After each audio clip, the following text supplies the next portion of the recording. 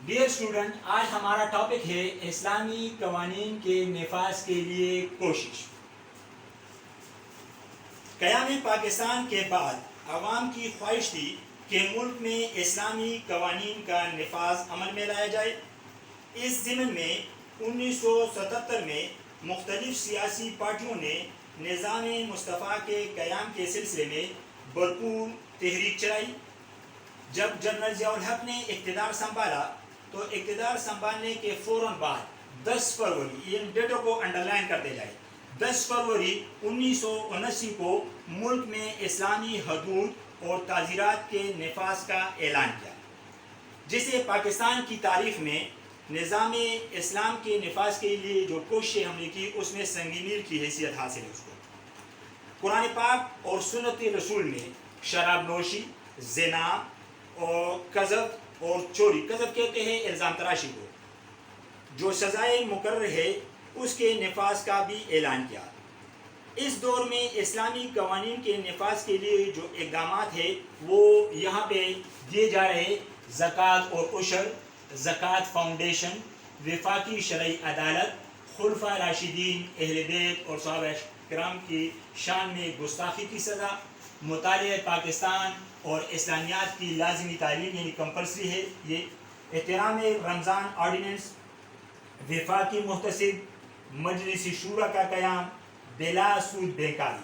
اب میں ایک ایک کر کے آپ کو سمجھاتا ہوں۔ یہاں پہ اس کو سمجھانے سے پہلے یہ یاد رکھے کہ اس میں آلریڈی ہمارے پاس 2 شارٹ کویشچن ہمارے ایکسرسائز کے موجود ہے، ایک وفاقی شرعی عدالت اور ایک وفاقی محتسب، لیکن اس کے علاوہ بھی یہ ہر ایک ٹاپک جو ہے یہ اپنے اندر شارٹ کویشچن کی حیثیت رکھتا ہے۔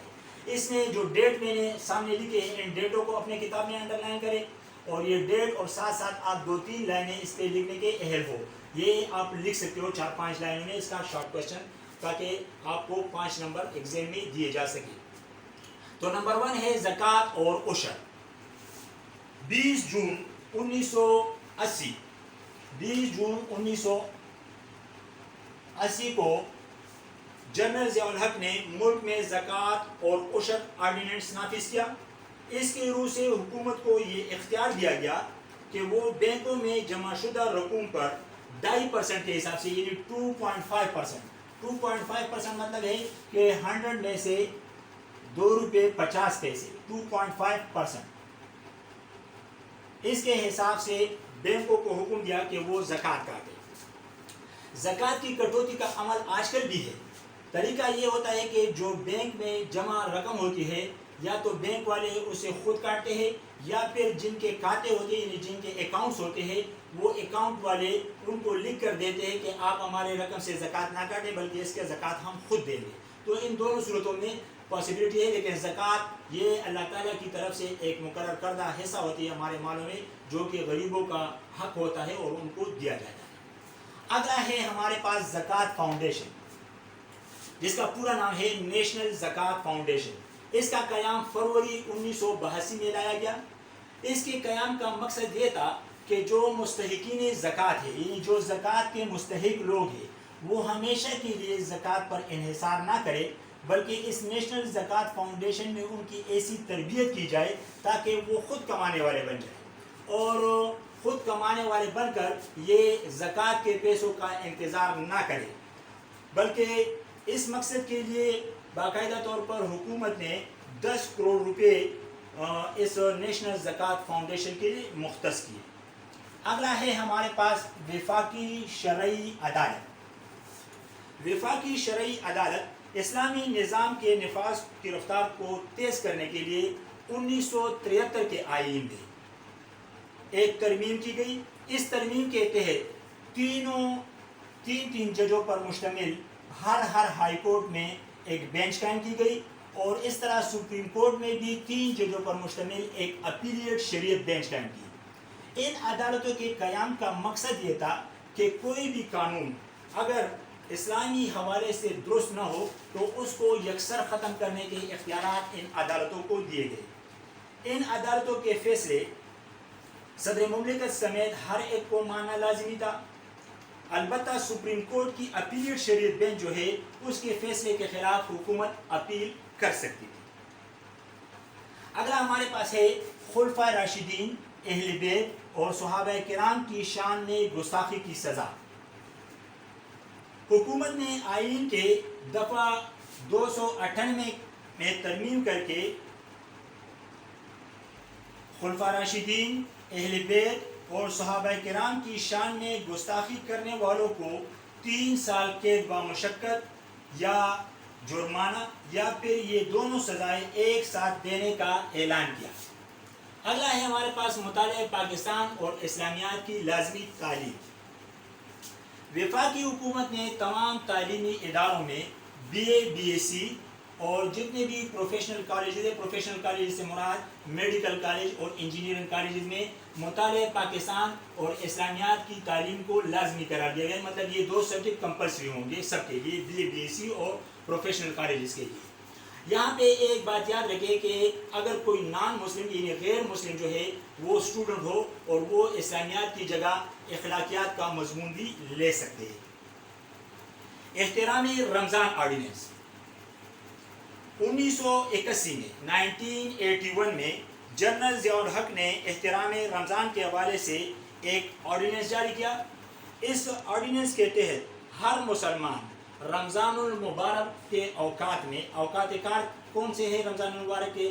یہ صبح صادق سے لے کر مغرب کے اذان تک، اس میں ہر قسم کے کھانے پینے پر اور تمباکو نوشی پر پابندی عائد کی، اور اس کے کرنے والے یعنی اگر کوئی تمباکو نوشی کرتا ہے اس دوران یا کوئی کھاتا پیتا ہے عاقل اور بالغ مسلمان ہو تو اس کے لیے سزا 3 ماہ قید یا جرمانہ یا پھر یہ دونوں سزائیں ہو سکتی ہے۔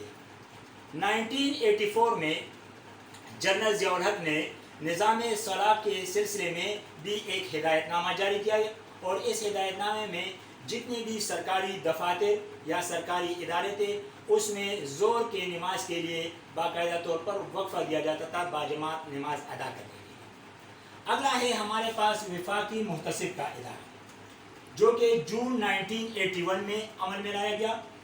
اس کے قیام کا مقصد کیا تھا؟ ہمارے پاس یہ یاد رکھے اسلامی معاشرے میں احتساب ایک اہم حصہ ہے ہمارے اسلامی معاشرے کا، اور اس کے تحت انصاف اور قانون کی بالادستی قائم کی جاتی ہے، مساوات اور تمام شہریوں سے اچھا سلوک کرنا تاکہ عوام کے حقوق کا تحفظ ہو سکے۔ اس سلسلے میں یہ وفاقی محتسب قائم کیا گیا۔ وفاقی محتسب کا عہدہ غیر جانبدار اور غیر سیاسی ہوتا ہے۔ اس عہدے کی میعاد 4 سال کے لیے ہوتا ہے۔ یہ وفاقی محتسب کون مقرر کرتا ہے؟ یہ صدر مقرر کرتا ہے۔ کوئی شہری اگر کسی سرکاری محکمے یا کسی افسر کے فیصلے، حکم یا کارروائی کے سبب متاثر ہوا ہو تو وہ سادہ کاغذ پر اپنی شکایات لکھ کر وفاقی محتسب کو ڈاک کے ذریعے بھیج کر ایسے عناصر کے خلاف درخواست کر سکتا ہے، اور باقاعدہ طور پر وفاقی محتسب اس پر عمل درآمد کر کے اس شہری کے جو شکایات ہوئے ان کے ازالہ کرتا ہے۔ اگلا ہے مجلس شورا کا قیام۔ دسمبر 1981 میں صدر مملکت جنرل ضیاء نے حکومت اور عوام کے درمیان رابطے کو مؤثر بنانے کے لیے مجلس شورا کے قیام کا اعلان کیا۔ مجلس شورا جو ہے ان کی تعداد ہے 50 اس کے ارکان کی۔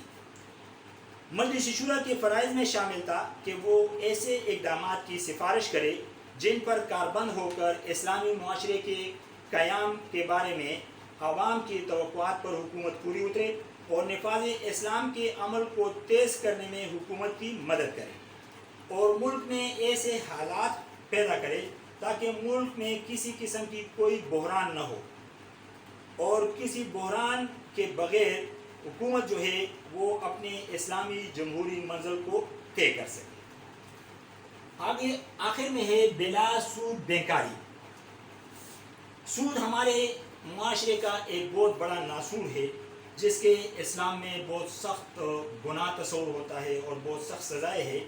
اقتصادی نظام کو سود کی لعنت سے پاک کرنے کے لیے جنرل ضیاء الحق نے بعض اقدامات کا اعلان کیا، جس کے تحت تمام بینکوں کو یہ ہدایت جاری کی، یہ حکم دیا کہ وہ ایسا نظام متعارف کرائے جس میں کسی قسم کا کوئی سود نہ ہو، اور بلا سود بینکاری کا اس نظام کا کریڈٹ جاتا ہے جنرل ضیاء الحق کو۔